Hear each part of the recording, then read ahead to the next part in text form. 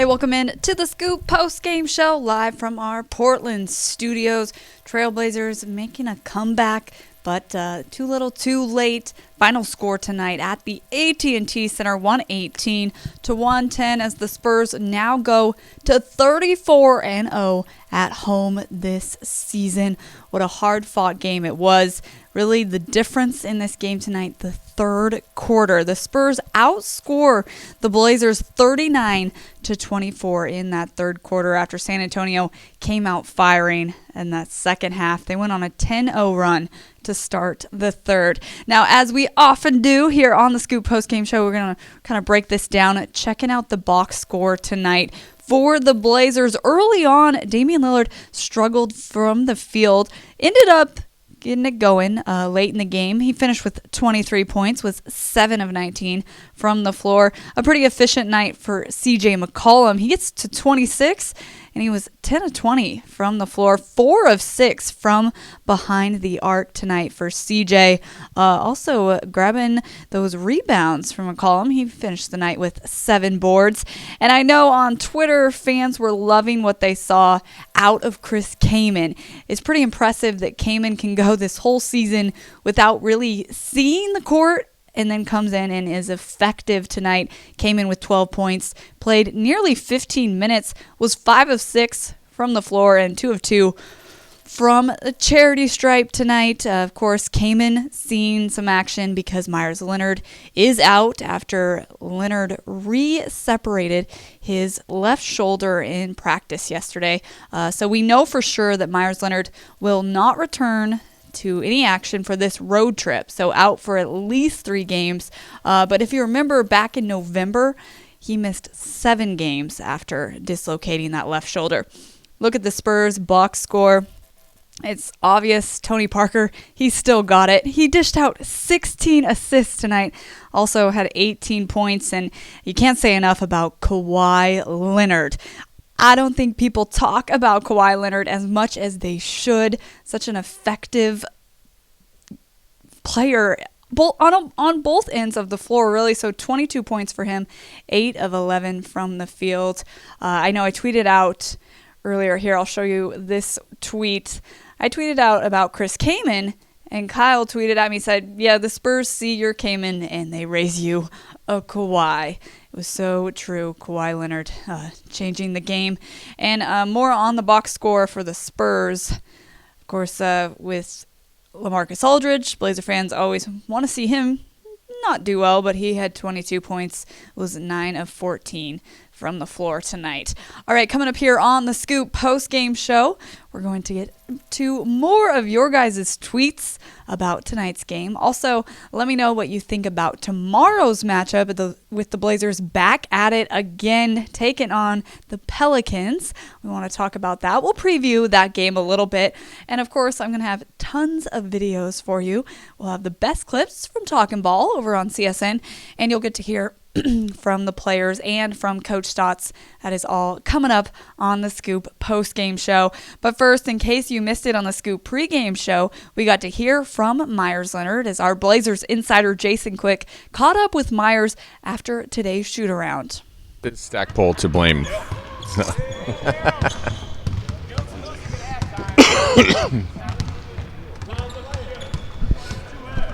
Myers, just your feeling right now. Obviously, no time is a good time to get hurt, but I imagine the timing of this kind of stinks for you.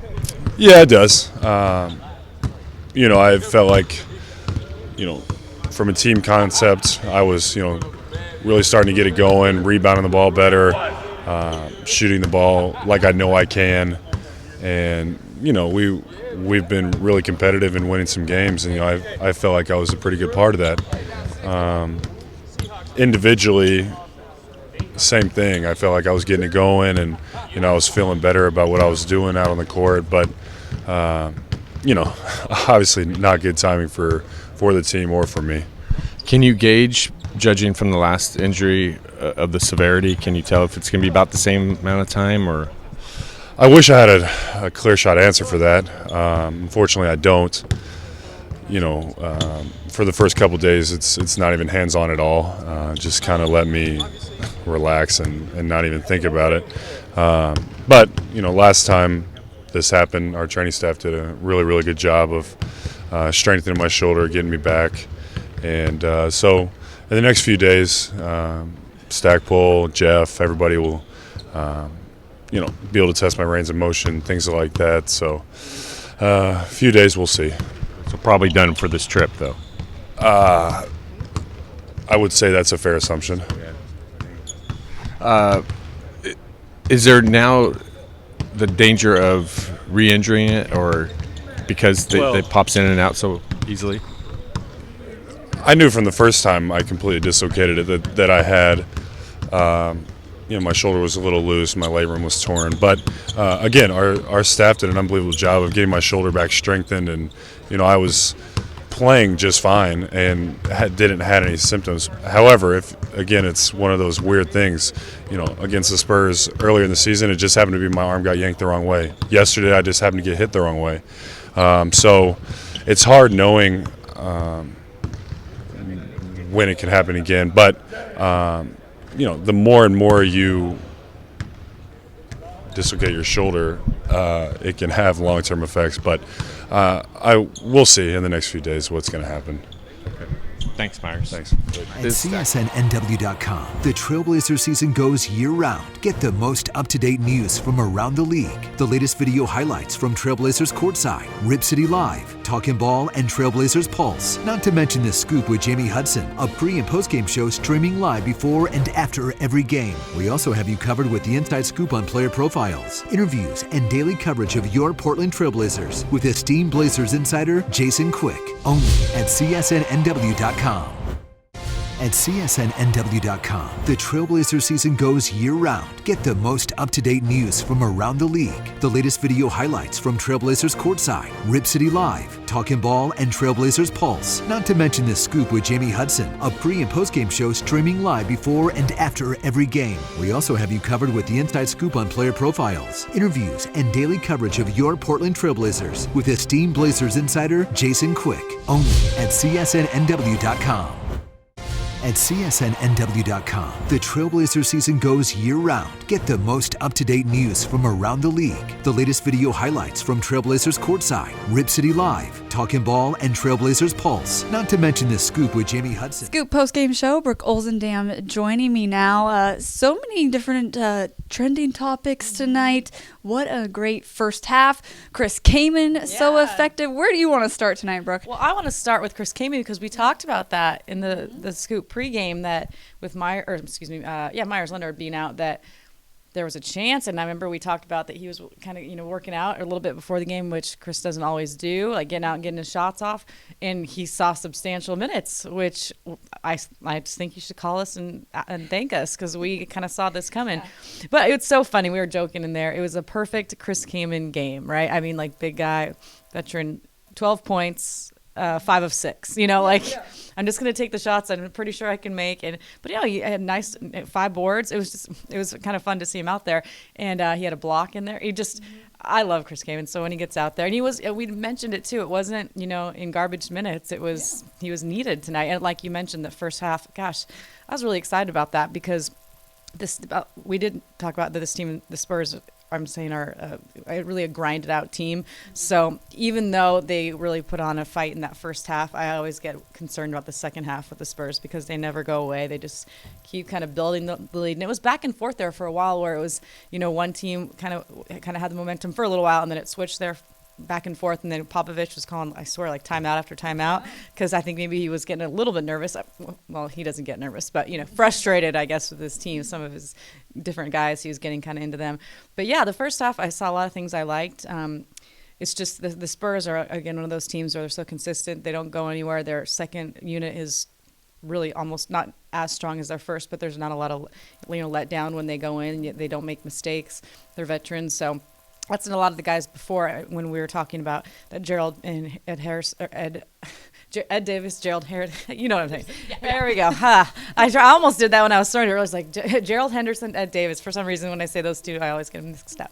But that they were talking about how this team doesn't make mistakes. And so they really had to make sure that they didn't make mistakes because San Antonio won't. So a lot of great things in the first half I liked. I'll just say it's not incredibly surprising that the Spurs won like this. I did like, that little surge towards the end there, where it felt somewhat out of reach, but they just kept playing, and that's what the Blazers do. They never go anywhere, even when they're down substantially. So I like that little spurt towards the end, but a couple missed shots, and it was definitely San Antonio's game. But I'm not surprised about this, and I figured that San Antonio might pull this one out, but there are a lot of great things I think they can take from it. Now, Brooke, I don't know your stance on the plus-minus category, but when you look at this tonight, all the starting lineup for the Spurs all in the plus category. I mean, plus 23, plus 21, and for the starting lineup for the Blazers, all in the negative category. That kind of, to me, shows the difference of this game. Yeah, I'm not completely sold on plus minus, but I'm not against it. You got a lot of people that, like you mentioned, are all for it and think it's the be all end all, and then people don't really agree with it or don't think it really is a good portrayal. I think I'm somewhere in the middle. But how could you not say it's important or that it somewhat speaks to the truth of the game, like you mentioned, when the starting lineup for the Spurs are all, and the lowest was a plus 15. And the lowest starting lineup was Dame with -1. And so I think that obviously says something. Like I said, they don't make mistakes. They take good care of the ball. They make good decisions. You don't often see them, turn it over on their own. They're all in sync, it always seems like. So, again, I think that there's something to be said for that plus-minus, especially if you look at tonight's box score. Kawhi Leonard, I feel like not enough people are talking about his game. I mean, Mike Rice said tonight he's going to vote for him for MVP. Yeah. So I love when Rice he'll give away his voting secrets. But that guy, he on both ends of the floor, it's amazing to me. And we talked about this Scoop pregame show. That's why I think that he is maybe not talked about as much because he isn't like we said, like the Steph Curry that's hitting half-court shots, and it's hard to argue against Steph Curry when you just see the crazy things he can do. And he's not a terrible defender, but Kawhi is a very, very good defender and very long, extremely athletic. Everyone talks about the size of his hands, and because of that, he can turn the ball over a lot or force turnovers. Right. And so that's something that I don't think is a strong suit of Steph Curry so much as it is Kawhi. So I get what people are saying. Yeah, I'm going to vote for him for MVP because if you think about the most valuable player, you got to look at the whole shebang. You got to look at defense, offense. I guess the kind of that's an interesting thing. I was going to say the kind of leader he is, but Kawhi, there's so many kind of leaders on this team that it's not really his role to be the leader, so he doesn't have to be. He just kind of comes out and shows what he can do on the floor, and then you got the veterans all over the team, so he doesn't really have to. He just has to go and I would say play his game. And when I say a role player, I don't mean like off the bench role player. His role is to come out and support these guys and still play the best defense that he can. And I completely understand why he's in the conversation of MVP. Yeah. That would be a tough vote. I'm glad I don't have one. Seriously. So I know you have a lot coming up on Trailblazers Pulse over on CSN tonight. What's in store? Well, I told you earlier some fun stuff we were doing. I'm trying to find some things I haven't told you about. Oh, that's right. So something that was kind of fun, during March Madness, all the guys kind of, if you didn't already know where they went to college, if their team is in the tournament, you quickly find out. And there's a lot of guys that have some college rivalries that are still bothering them, I guess you could say, or still get to them. So CJ and Mason kind of got after each other on Twitter. So that one's a lot of fun. We'll kind of show you the response, and CJ was kind of shut down a little bit. But anyways, I'm looking forward to as the tournament continues. You got some Duke guys and some UNC guys, so back and forth. But that's always obviously one of the biggest rivalries in college basketball. So looking forward to the tweets between the teammates as it continues and who's winning, who's not, because that's always fun. It's always lighthearted, not mean spirited, but it's still fun to follow. So we got that going on tonight, and like I mentioned, we're going around the NBA with some fun stuff. A half court shot that may or may not have been rigged. You guys have to make your decision for yourself, but it'll be a fun show tonight. Yeah, looking forward to it. You can catch Trailblazers Pulse after the scoop. Thanks for stopping by, Brooke. Anytime. Okay, now you got to go update me on the Gonzaga score. Okay, thanks, Brooke. All right, for you guys, we're going to get to our first Talkin' Ball clip of the night as Dan Sheldon, Isaac Ropp, Dwight Janes, and Orlando Williams break down this game tonight at the AT&T Center. A rough loss in OKC earlier in the week, but game 2 of a tough 4-game road trip. Game 2 goes to the San Antonio Spurs, as many thought it would, but it was some interesting twists and turns as we got there. To be continued. Well, your headline to start out with, you'll tell us Friday what your headline is. Why will you tell us on Friday what your headline was for tonight? Well, because it's been difficult for the Trailblazers playing against teams that are undefeated at home. This was a tough game to start out with. I thought they played well all the way until they got to part of the third quarter. So at this stage, Friday is the determinant. It tells me if they're really ready to go and if they're really serious about making their playoff run. Yeah, I think it's really hard to tell much about the Blazers when you play at Golden State when they want revenge on you. You play at Oklahoma City when they want revenge on you. And then you go to San Antonio. This is a different class of team. We did not expect the Trailblazers to be here. They are here, but also to expect wins in these types of situations. I just think we're expecting too much. Maybe you'd like to see them give those teams more friction. If they played hard tonight, they gave it their best. These teams are just another gear. Orlando, that's not how headlines work. I had to say, I mean, you don't just say wait till tomorrow, okay? I gotta you gotta have one. Yeah, the editor usually comes back at you pretty hard. You really got to have one. But aside from that, look, I was so impressed with San Antonio's defense. The Blazers, with what they have no chance. They don't have enough power inside to do anything about the perimeter defense of San Antonio. Damian Lillard beats his man. CJ beats his man. Up steps somebody else. Up steps somebody else. You got to beat 3 guys to get to the basket, and you're still under pressure at the basket. They don't allow layups. They don't let you get inside. Man, that's a tough defensive team. As good a defensive team as we've seen in this league since the old days when you could grab guys and push them around and knock them down. You know, it's one thing to be facing really elite teams like Golden State and San Antonio during most seasons when you've got, if they're a 60, 65 win team. But when these two teams over the last 4 games, they played at Golden State and at San Antonio within the last 4 games, they're both chasing history and chasing each other this late in the year. That only doubles down on how much they're going to care about beating you and not letting themselves slip up on one night and say, it's okay, we'll still be the 1 seed or we'll still be the 2 seed. Yeah. When there's this much up for grabs the last month of the season, there are no off nights against even these powerhouses who sometimes will maybe give you one once in a while. Well, maybe there was a chance you could have caught San Antonio looking ahead to Golden State tonight. That was right. That's what people were talking about. In the first half, they were right with them. It's just that, again, these teams have another gear, and San Antonio showed you that in the second half. Blazers don't have that. Yeah, they're so good, and their bench is so good. They're just extremely talented, and really, Portland missed Myers Leonard a little bit tonight. Not as much offensively, but defensively. They were like a big man short on defense tonight. Came and gave him something off the bench, but he can't play Aldridge very well. And they needed a little tiny bit more mobility. A rough loss. All right, Trailblazers fall tonight 118 to 110 to the Spurs. Lots of trending topics out there. You guys always tweeting the coolest, the best tweets ever. Let's get to some of those. So Gene says, I repeat, I love Chris Kaman. Let me tell you, a lot of people talking about Kaman tonight. Jeff says, just like Chris Kaman, shoot all the shots. That's what he wanted to see. Well, Rip City Mania says, another nice rebound and dunk by Noah Vonleh. Yeah, that was nice to see the young guy being assertive. Well, Danielle, she wanted to talk about how some of these calls tonight were maybe some of the worst of the season. I'm pretty sure this tweet came after that foul that they called on Damian Lillard at the end of the half, that half-court shot. Oh, yeah, we don't want to talk about that. Well, a dad tweets, love that last call. That should trigger Mad Dame for second half, and you won't like him when he's angry. That's a good way to look at it. And then, Dame did have a good, at least third quarter. It was a little rough, but the Spurs were killing it in the third quarter, especially when they go out start the second half on a 10-0 run. But Zach wanted to talk about the first half. He liked what he saw out of his Trailblazers team. Of course, Portland only down by 2 at the break. Then Kim, she is blaming it all on the red jerseys. And it's true, when the Blazers wear those red jerseys, which I like the look of them, but they don't have the best record. So, yeah, if you want to blame it on the red jerseys, you can. Or just keep in mind that the Spurs are now 34-0 at the AT&T Center. It's hard to beat them when no one has done that this season.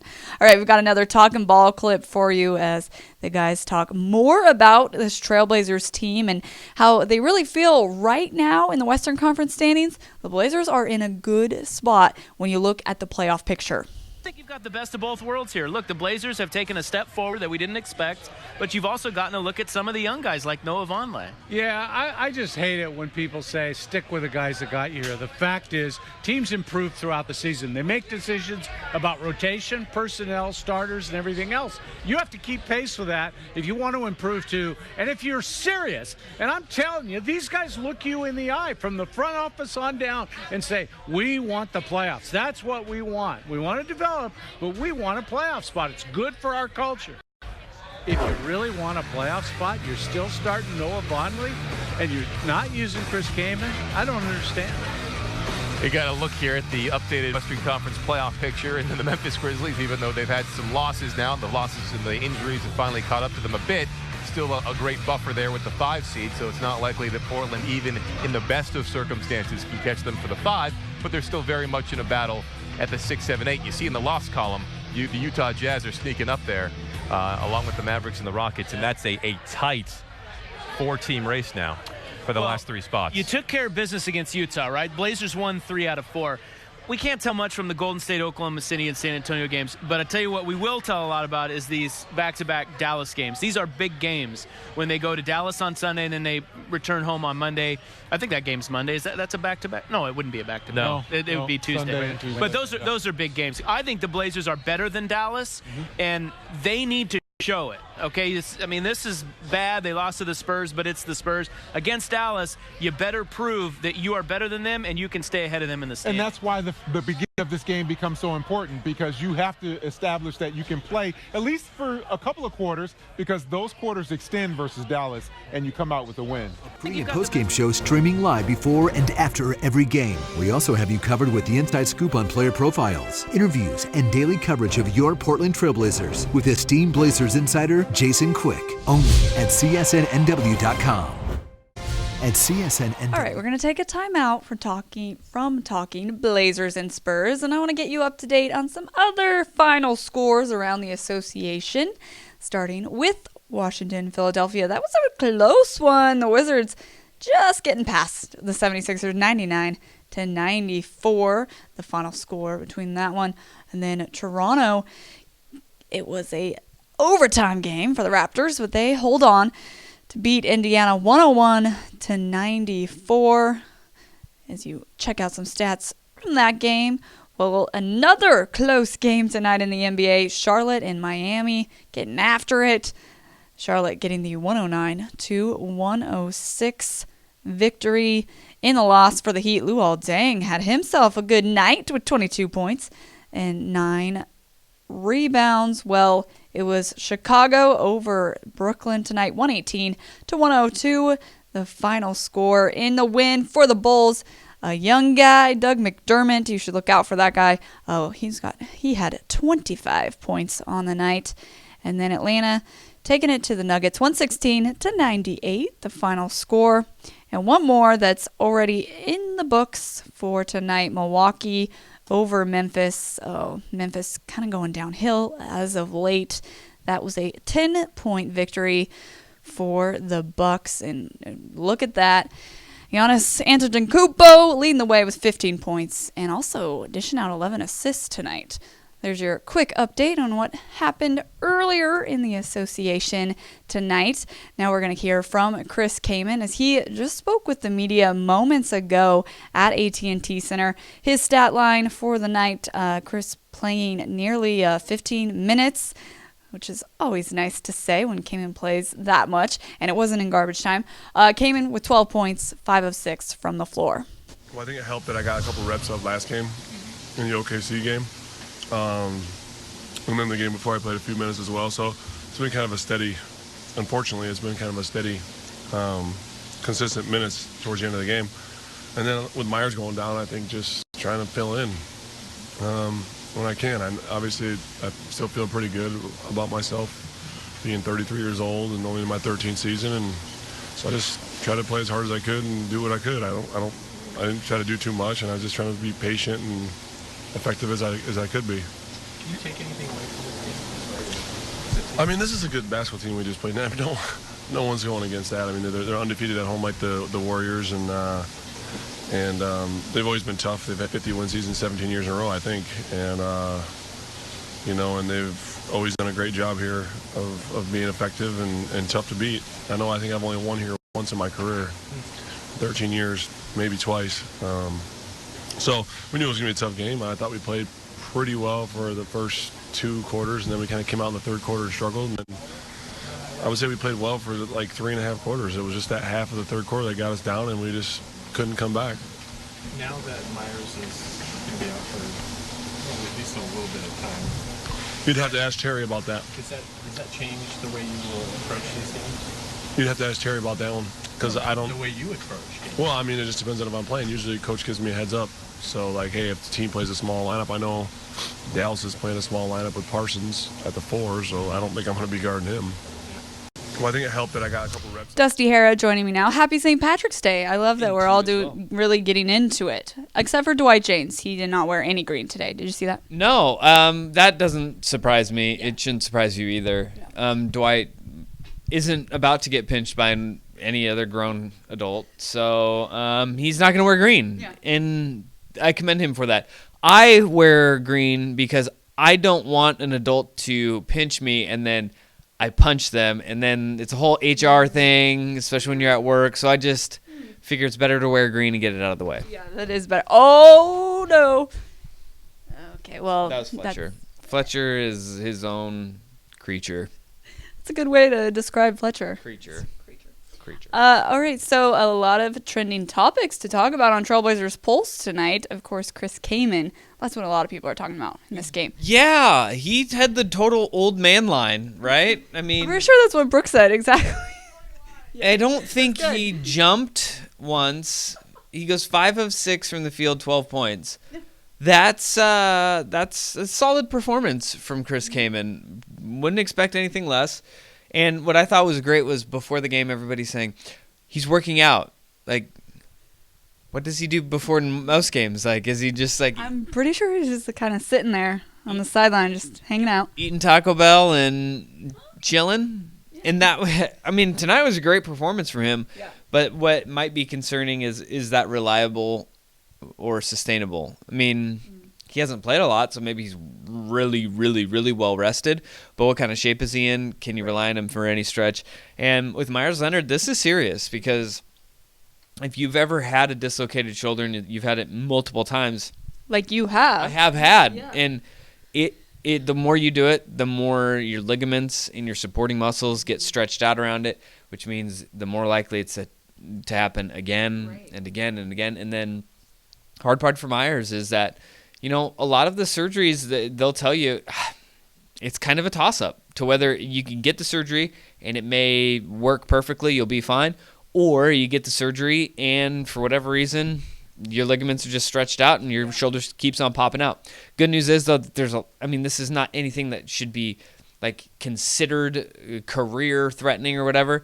Right. Because the more you also dislocate your shoulder and it pops out, kind of the quicker you recover from it. Okay. It's really weird.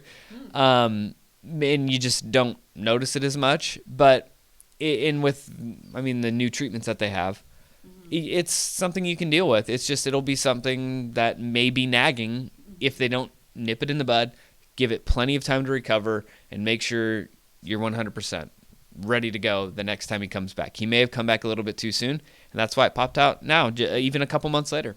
Yeah, because he missed 7 games the first time in November. He told our Blazer insider, Jason Quick, he's at least out for this trip, of course, 3 games or total.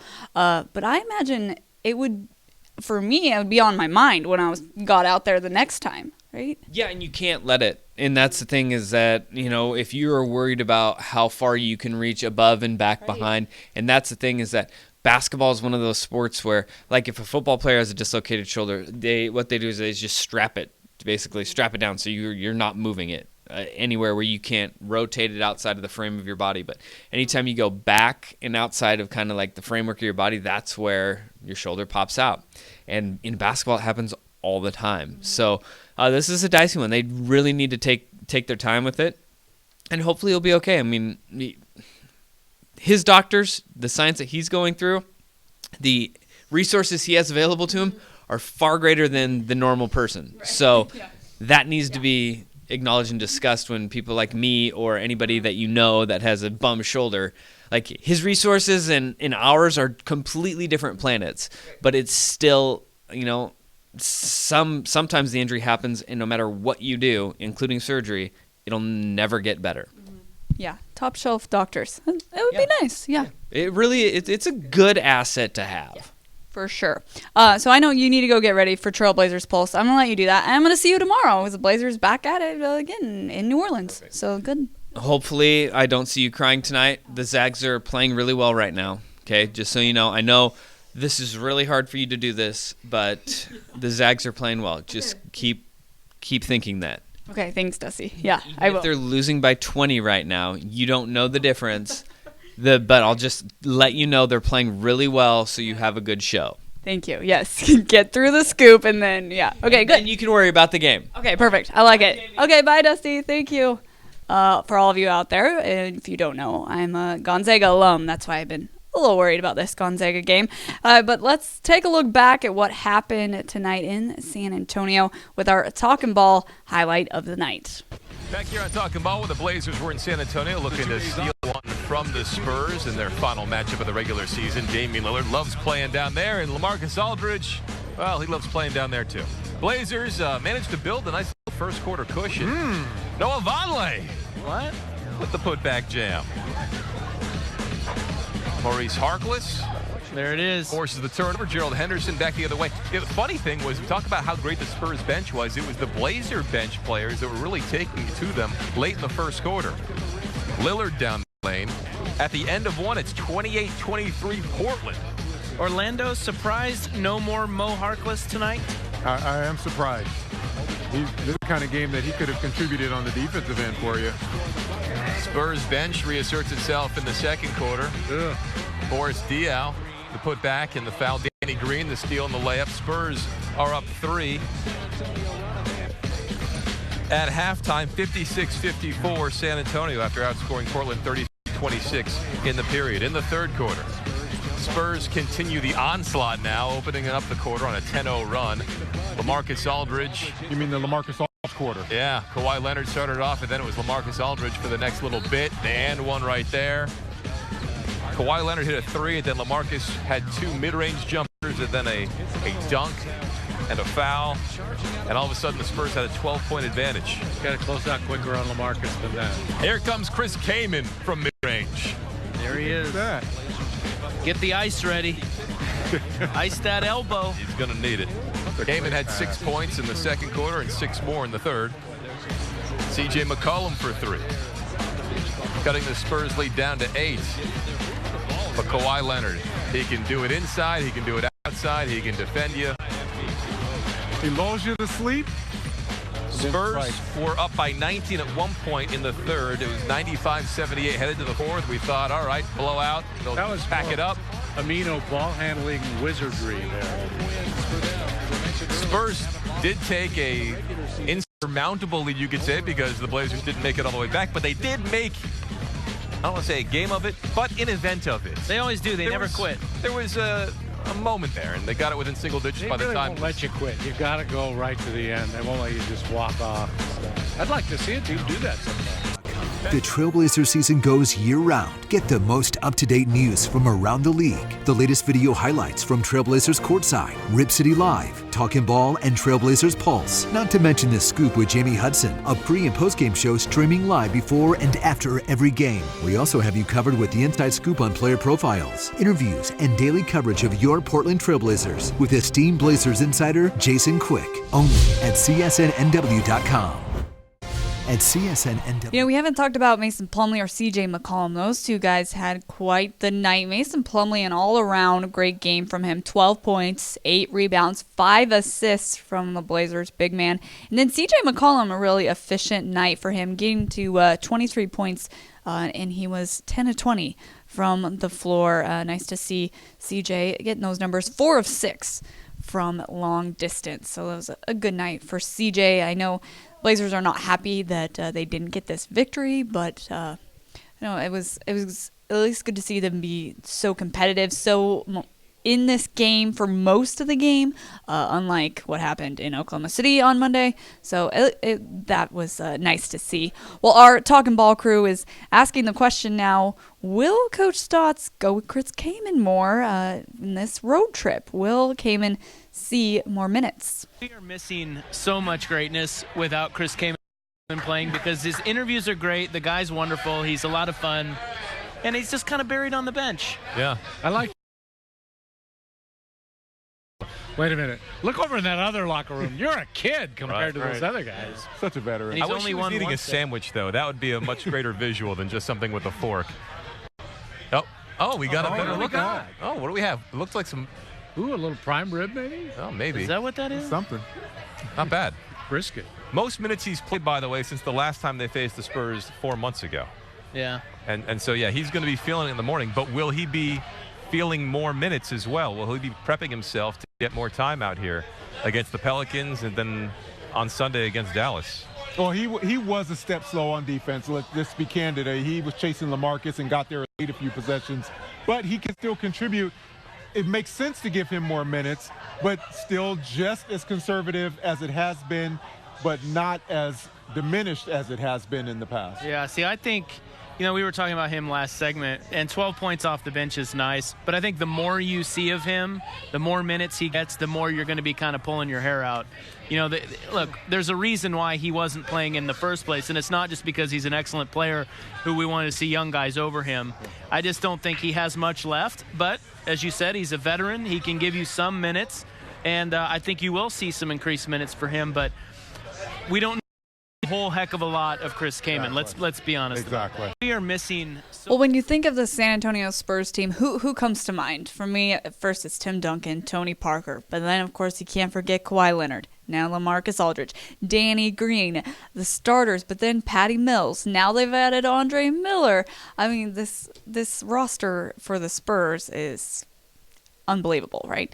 Well, this offseason, right now, there's rumors for this offseason that San Antonio is going to make a run for Kevin Durant. Can you imagine? KD on the Spurs? Well, that's what our Talking Ball crew is talking about. So much greatness without Chris Kaman playing, because his interviews are great. The guy's wonderful. He's a lot of fun. What about next year? And Kevin Durant, he's a free agent in case you haven't heard yet. Kevin Durant going to San Antonio. I thought he was coming here. Well, that's after he has the meeting in Portland. Then he's going to go to San Antonio. Now, before you say that's ridiculous, remember what we were saying at this time last year when the Aldridge rumors were hot and heavy about Aldridge going to San Antonio. We said they don't have the cap room. He's going to get his max money here. There's no way he leaves Portland. San Antonio can't pull this off, and lo and behold, they pulled it off. Yeah, I don't know why you would say it's ridiculous. Yeah, they're the Spurs, man. Because up until Aldridge was by far the greatest prize in the history of that franchise in free agency. They'd never done that before until Aldridge. Well, but you got to remember, they had their big three set. I mean, they are now secretly, they are now rather quickly working over that roster to get their new crew in, because those guys are old. So you got Kawhi Leonard, LaMarcus Aldridge. The third leg of that big three could be Kevin Durant, and I wouldn't count him out. If they want him, they can put on a pretty good pitch. Brilliant. It's brilliant because at that point in time, they go on another championship run if they're successful at getting him there. I don't see why not. I mean, other than Portland. Well, the couple questions. Number one, does Tim Duncan keep playing or does he retire? That's I one of think the big he has questions. to, doesn't he? I mean, if in order for them to make it work financially, I think Tim Duncan and Manu Ginobili got to be gone. Well, Duncan's only making $5 million, right, Dan? Yeah, $5 million. That's all he's with a making. player What it option is. for next What's year. Manu $5 million. Manu's not much higher than that. I mean, they basically have it set up. We've got the screen that we showed it earlier where we've got the salaries. They'd have to figure out a way to unload a couple of other guys. Not name those two, because you look at Duncan right here at 5.5 and Danny Manu Green at $3 $10 million. What do you need, Danny Green? You'd have to figure out a creative way to unload. Of course, they had to unload Splitter last year to make room for Aldridge. But the other question, okay, assume that Tim Duncan does retire. He's just old. He's over it. LaMarcus Aldridge, his worst nightmare. He hates playing center. Right. He'd have to play center. Right. You're going to start him along with Kevin Durant and Kawhi Leonard. He's your big man. I don't think Tim Duncan retires, not because of the salary, but because if you're going to go after Kevin Durant, you're selling him on culture, you're selling him on leadership on the floor. And Tim Duncan is kind of the face. He's the culture. He's that guy that's going to pull a Kevin Durant over. So then what happens? That's the biggest lineup in the history of the world. But Duncan, no. Aldridge, Durant at 6'11". You phase Duncan out by bringing him off the bench and can play those two big positions. He likes to win. I wouldn't be surprised at all if he came back and said, well, yeah, one more title, why not? And he's there as long as Popovich is there, perhaps. Well, they've said that. That's been said. Man, that would be – the Spurs are unbelievable. First of all, they're unbelievable to watch. We watch them again tonight, and it never gets old to watch them put on a clinic. We've been watching this for years, and they're so good. But then also front office, you mentioned during the break, David Robinson to now – they won't have to rebuild. They won't if they get Kevin Durant. They never had to drop into the lottery, did they? Ever. No, the whole time. They're amazing. They're tough. Other than when they got done. We're already pretending like it happened. Like, wow, this is great job, Antonio. Man, you guys pulled it off again. Because they got LaMarcus Aldridge, and no one thought that was That's going to right. happen. Even if they don't get him, they have Aldridge and Leonard, which is pretty good moving forward. That's true. In any case. Hey, the Scoop postgame show rolls on. Here's what the New Orleans Pelicans have done in their last 3 games. They're coming off a victory over the Sacramento Kings on Wednesday, 123-108. And look at that in the middle there. Our good friend Tim Frazier, former Blazer, dishing out 9 assists. Frazier had quite the game against the Kings. The Pelicans, dare I say, a disappointing season of where you thought they would end up. I mean, you think Anthony Davis, the beginning of the season, definitely, I gotta say, I never thought they would be 25-42 at this point in the season. But New Orleans not clicking, not getting it figured out as a team. Of course, when you have a new head coach, sometimes it takes some time, so it makes sense. But it is cool to see that Tim Frazier was picked up by New Orleans. He had been in the D-League, and he was killing it, as he often does, as he does in the D-League. So anyways, it'll be fun to see Damian Lillard getting to see his old friend, Tim Frazier, in New Orleans as the Blazers fly to New Orleans tonight. Playing the Pelicans tomorrow. That'll be a 5 o'clock tip-off, and that'll be on CSN.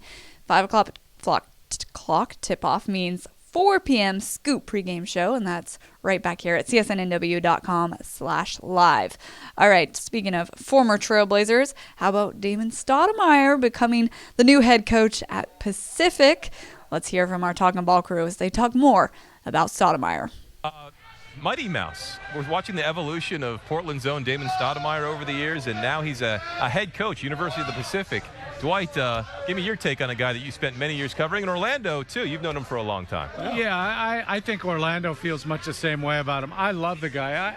I just think in all my years covering, he's probably one of the top guys I've ever run into of basketball IQ. He knew players. He knew the history of the game. He knew who could play and who wouldn't. He would look at a rookie and tell me immediately, this guy's going to be a player, this guy's not going to be a player, and he was right about 90% of the time. And I think he's overcome some things in his past. More power to him. He's been great, and he's done his work to get this job, and I'm happy for him. Dwight, you're absolutely right. And the thing that I keep thinking of, and we talked about it early off camera, is imagine him sitting in the living room with recruits, talking about how he wants them to come to his program so he can help them take the next step in their athletic career. That's a huge sale. He's a great guy. He's a great salesman and an incredible basketball mind. And even the mistakes he made through the 2016 lens, they don't seem like very big mistakes. No. They don't seem like that big. Oh, my gosh. He got caught with marijuana for crying out loud. At this point in time, it doesn't seem like he did all that much to begin with. There's a whole bunch of guys back here that I think you could get them for the same thing. I'm not sure. It looks like it. The Trailblazer season goes year-round. Get the most up-to-date news from around the league. The latest video highlights from Trailblazers Courtside, Rip City Live, Talkin' Ball, and Trailblazers Pulse. Not to mention The Scoop with Jamie Hudson, a pre- and post-game show streaming live before and after every game. We also have you covered with the inside scoop on player profiles, interviews, and daily coverage of your Portland Trailblazers with esteemed Blazers insider Jason Quick, only at CSNNW.com.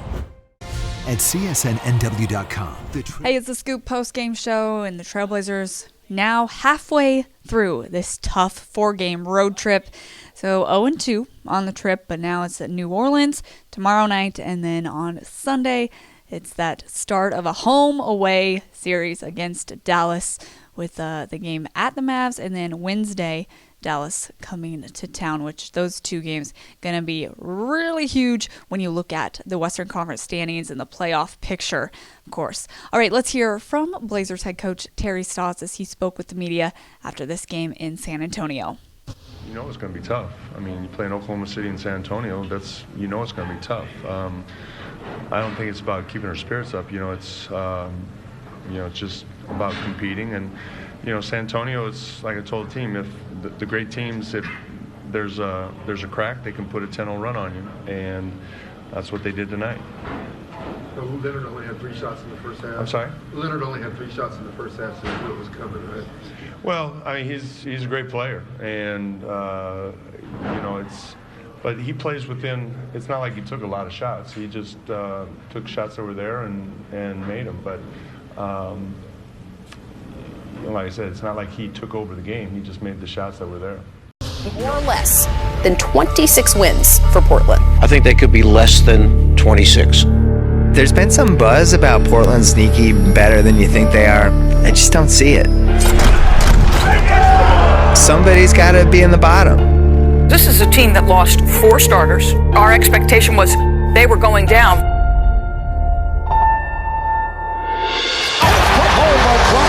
How on earth are they doing it? Damian Lillard, the brother's big time. Let's take a moment to give him some props. You got that backcourt that's unstoppable. Now they're all of a sudden seeing what they're capable of. He's got the lob. The process is working. What we're doing here is worthwhile. They have exceeded expectations. These guys are playing extraordinary basketball. The energy with which they play cannot be overlooked. You got a team that's good enough to compete for a playoff spot right now. Lillard back to back.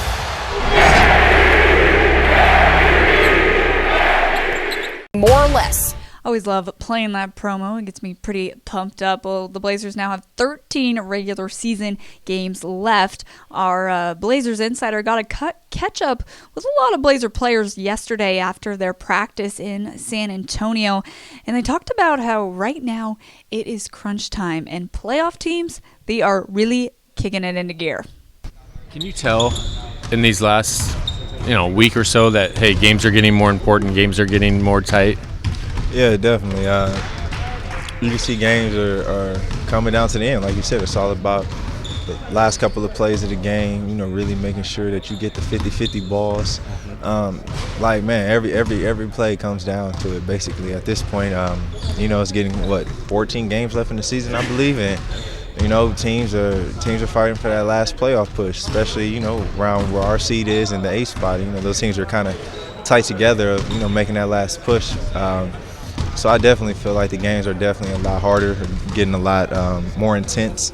And, it's getting that atmosphere of playoff play. I feel like teams are getting into that gear now, kicking things into playoffs. So, these games are very important, so we got to get as many as we can. I mean, from how you feel, waking up in the morning sometimes, to how close the playoff race is, to you watch teams who are out of the race and you see how they playing and how they just kind of sitting guys out. You can definitely tell. We're obviously in a position right now. You're in a good position. We need to keep it or improve. But you see some of the other teams like Washington. I can't remember all the teams that we played recently, but definitely Washington. That was a heck of an NBA game. Utah, yeah. Like you see these games. Houston, Your Dallas game's coming up. Dallas game coming. It'll be just like that. So, all the teams are fighting for a position. So it'll be tough games. I think you really recommit yourself and make a push for this last stretch before the playoffs. You want to be the best seed possible, and then we won't get home court advantage. I think that's out of our reach, but we want to be the highest seed possible, and it's a great time of the year because I think really everybody sets aside individual stuff, and you really just focus on what can we do now, what can we come together and do to become the best team we can, and it's an exciting time of the year. Season goes year-round. Get the most up-to-date news from around the league. The latest video highlights from Trailblazers Courtside, Rip City Live, Talkin' Ball, and Trailblazers Pulse. Not to mention The Scoop with Jamie Hudson, a pre- and post-game show streaming live before and after every game. We also have you covered with the inside scoop on player profiles, interviews, and daily coverage of your Portland Trailblazers with esteemed Blazers insider Jason Quick, only at CSNNW.com. At CSNNW.com. Well, the Trailblazers falling 118-110 to the Spurs tonight. San Antonio and now goes to 34-0 at home. And now the Blazers are done with the first two games, Oklahoma City and San Antonio. Tough opponents, yes. Now they have New Orleans and Dallas. So tomorrow, Friday night matchup against the Pelicans. That's a 5 o'clock tip-off over on CSN. I'll be with you for the Scoop pregame show at 4 o'clock right back here at csnnw.com/live. And then Sunday, it's an early game. You get a little matinee action between the Blazers and Mavs. That's a 1 o'clock game on CSN as well. So I'm going to be back with you tomorrow, helping you get ready for the Blazers and Pelicans contest. I will see you at 4 o'clock tomorrow afternoon. Enjoy the rest of your night. Thanks for hanging out with me on the Scoop postgame show.